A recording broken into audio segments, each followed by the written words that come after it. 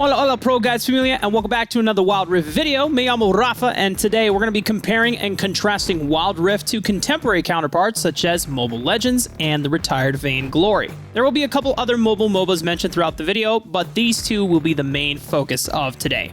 But before we begin, which mobile MOBA is your personal favorite? And you cannot count Wild Rift. We're going to exclude that choice. I know, that would have been my choice as well. They all have different appeals, from a completely different controller scheme, a massive community, or maybe it just has your favorite Marvel character. There's no wrong answer here. Let us know what your response is in the comments section below. Now, when making the initial comparison between Wild Rift and the others, the first comparison that comes to mind is with Mobile Legends. Moonton's mobile baby has been consistently flamed for its poor design choices, often blatantly ripping off of League of Legends in regards to advertising and initial hero designs, but what exactly differs from the two games? Well, to start off, they're both in completely different phases of their life cycle. Wild Rift's reign has very much just begun, while Mobile Legends has had years to develop and polish its game. On Mobile Legends' initial release, they only had 10 heroes. Now they boast over a 100 character cast, enough to warrant the existence of a band pick for their ranked game mode. Though the game initially stood in the shadows of League of Legends, the game has evolved beyond its initial marketed purpose, developing into a unique experience of itself. And real quick, for those looking to become more active members of our community, make sure to join our ProGuides Wild Rift Discord, link in the description below. Mobile Legends became a fiesta-centered game style, highly promoting early roams, thereby characterizing the game with very fast action and team fights. Overall, this allows the game to be very casual-friendly, a fun pastime for those looking for a quick thrill. A lot of the success that Mobile Legends had was thanks to the lack of a proper League of Legends style game on the mobile platform, appealing to consumers who yearned for a more on-the-go experience. Once they reached their claws into the target audience, Mobile Legends game and business design heavily prioritized milking money out of their consumers. Heroes to play are very expensive, and the entire rune system requires in-game currency. And without the proper heroes to choose from and a lack of time or patience to grind out games to afford the proper runes, players find themselves visibly weaker than the opposition if they haven't invested the time to grind the game. To combat this, Mobile Legends offers shortcuts in the form of real-life transactions to buy runes alongside heroes. The rune system is a bit reminiscent of the older days of League of Legends, where players had to purchase individual stats in the shop while leveling up their account to unlock more slots. This system for League was thrown out ages ago to replace for a more beginner and grind-friendly system, where the runes are more readily available in Mobile Legends. Wild Rift doesn't use this system either, hiding none of the runes that are incredibly essential to maximize gameplay behind a massive wall.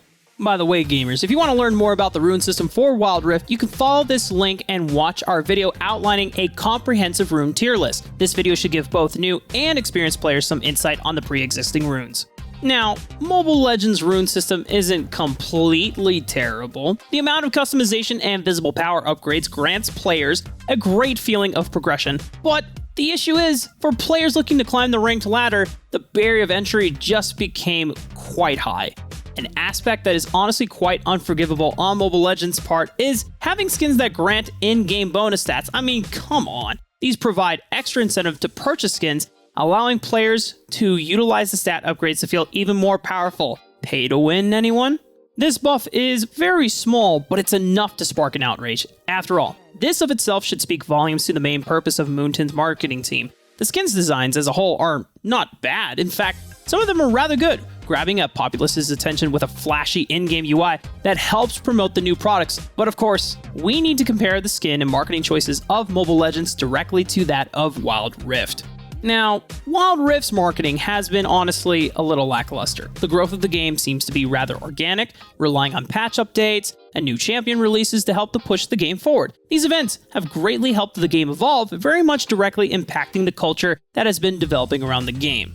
The main selling point in the game's initial release was the game's portability, marketing the mobile as something new to League of Legends.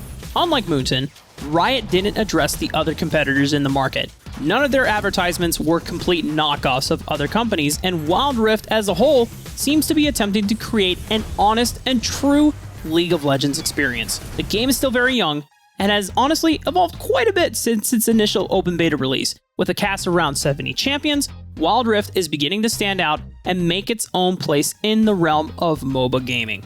Now, a big difference between Mobile Legends and Wild Rift is that Riot in general doesn't seem to be creating the game to trap players into spending money. Of course, skins do exist and can be quite expensive. In fact, many of the newer skins are unattainable without real-life currency. But these skins, they're purely cosmetic.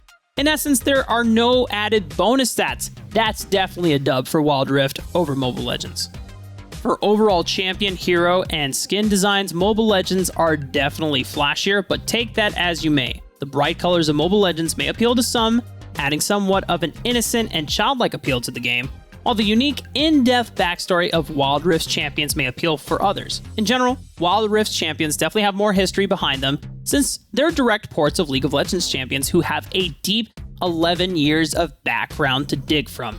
These character models and playstyles have become iconic in the gaming industry, many of them having seen the spotlight on the largest competitive gaming scene in all of history and on the largest stages as well. And being a esports history buff, especially a huge fan of League of Legends esports, I think it's pretty clear to see why I personally prefer the Wild Rift champions.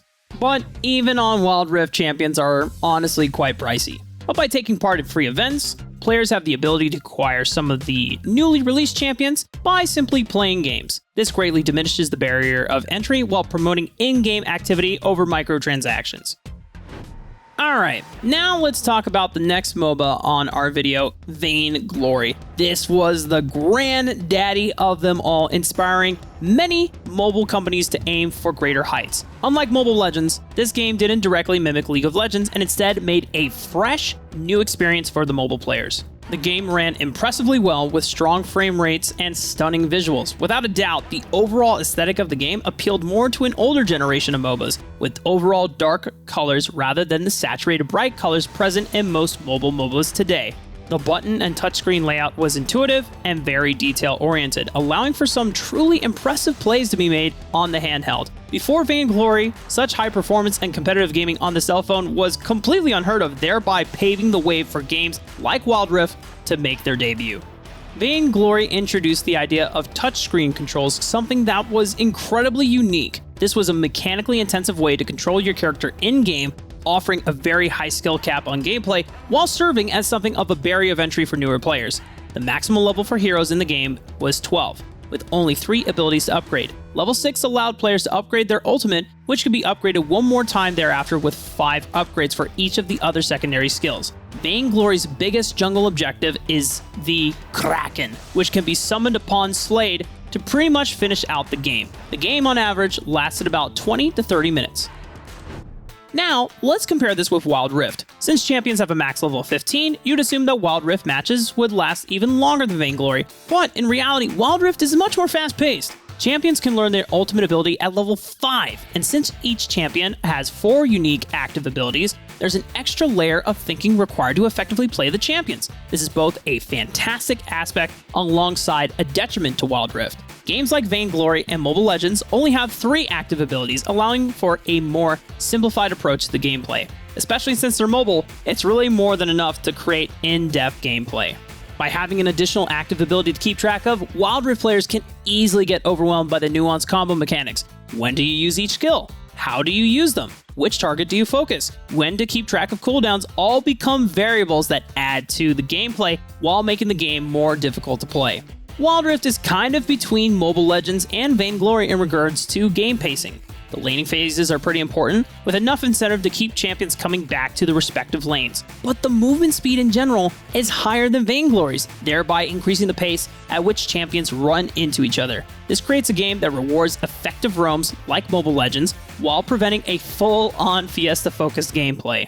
Regarding controls, Wild Rift is vastly different from Vainglory's, using a conventional joystick to mimic a controller. If a parallel had to be made, the controls are more similar to Mobile Legends and Arena of Valor, which one of my colleagues in TJ did cast the World Finals for a few years ago. Vainglory is, as most of you know, a dead game. I know, it's sad. It's no longer being supported with more patch updates, and the vast majority of the player base has moved on to other games. It is what it is. Wild Rift, on the other hand, is still receiving an immense amount of support from the developers. Vainglory was a cross-platform game, allowing players from both the mobile and PC versions to play together. Wild Rift definitely won't have this feature, at least in regards to its PC counterpart, because they're completely two different games. But what will definitely happen in the future is cross-play of Wild Rift among the console releases. You gotta remember, someday we will be able to play Wild Rift from our Nintendo Switch, Xbox, and PS4 alongside the already existing mobile platform. This features something that many mobile MOBAs do not have the luxury of, excluding Arena of Valor. There are many unique MOBAs on the mobile platform, all offering something a little unique in gameplay. Onmyoji Arena allows players to access anime characters, centering the character design largely on Japanese culture. Marvel Super War is a similar concept, but utilizing characters from the world-renowned Marvel Universe. Mobile Legends capitalize on the lack of Wild Rift, and Vainglory, I know, rest in peace, paved the way for all mobile MOBAs by showing the world the power and depth that could be achieved on smartphones. Each game has its own advantages, its own community, and its own culture. Wild Rift is characterized by hopeful changes and promises of the game's future. From ex-Vainglory professionals looking for the next big MOBA, players who initially played Mobile Legends to satiate their crave for League of Legends experience on the mobile, and even League PC players who no longer have the time and patience to play the computer version of the game, various gamers worldwide have found their home on Wild Rift. As one of the rising stars in the realm of mobile MOBAs, the game's distinguishing characteristics are sure to develop further, creating a memorable experience and leaving an impact on mobile gaming as a whole. Not everything in the game is incredibly polished, and many of the community members are constantly whining about issues plaguing the game, but hey, would we really be a mobile community if we didn't complain and criticize the game that we so obviously love, guys? Whew, gracias a todo. That concludes today's video. Keep in mind, there are far more differences than the ones mentioned here, but this video should give you a pretty general gist. If you enjoyed the content, don't forget to leave a like and subscribe to the channel for everything Wild Rift related. Be sure to address the question of the day in the comment section below, and until next time, stay safe and have fun. Adios!